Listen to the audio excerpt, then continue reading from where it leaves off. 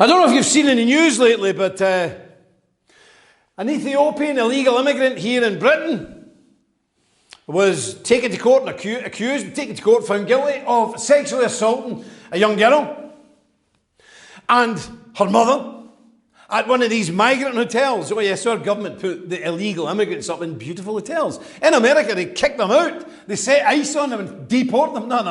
Not in this country. We put them up in 3- and 4-star luxury hotels and give them laptops and give them money to spend. Oh yes.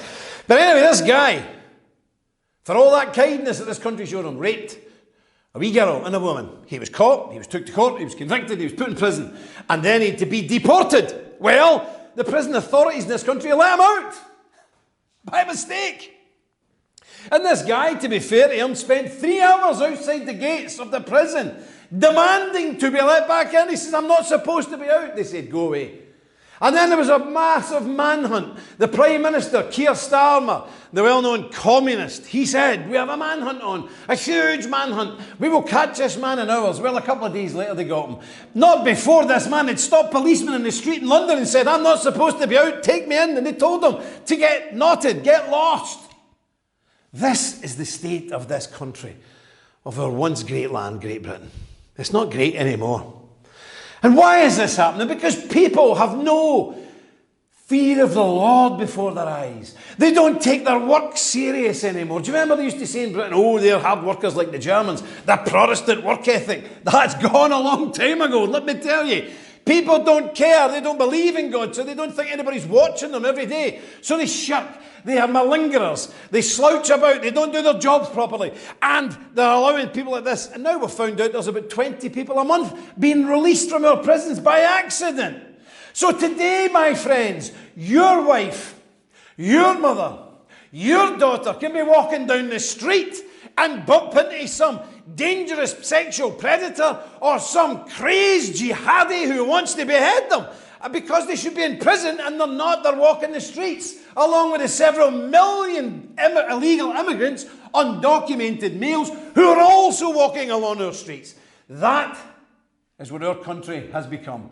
I would ask you today, my friends, to go on your knees before God and pray that the Lord would raise up leaders that this country once had before. Men of God, men of steel, men of iron,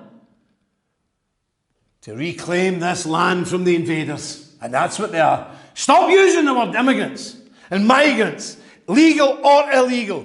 They are invaders. They're invading this sceptred isle that stood fast. The last time we were invaded, it was the Normans in 1066. We repelled the Nazi hordes and Hitler's minions. But our country now is being invaded day by day with millions of people who wish us no well at all, I can assure you. So pray this day, my friends, that Britain would be led by godly men.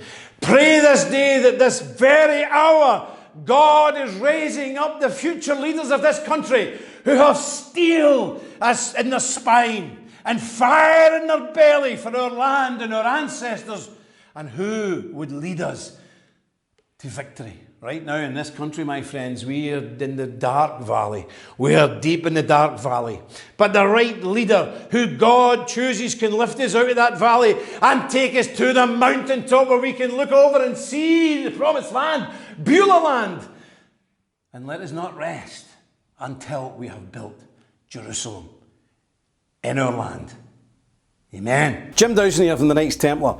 Look, everybody's telling us, every politician tells us they've got the cure for this massive invasion that all our countries are suffering. Britain, America, Ireland, they don't have the cure because they're the ones that's doing it. London now is 70% non-white. New York has over 1 million Muslims in it.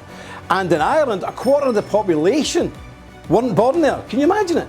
This is what's happening. This is real. We have rapes, we have murders, we have terrorist attacks, bombings, shootings. This can't go on, but nobody's going to solve it for us. The politicians won't do it. We need to stand together as Christian fighters, as Christian warriors, and put a line in the sand this far and no further. So I'm inviting you today to join the Knights Templar Order. We're real, we're bricks and mortar. We've got thousands and thousands of members in most countries. Join us today and do something about it. Dus vol.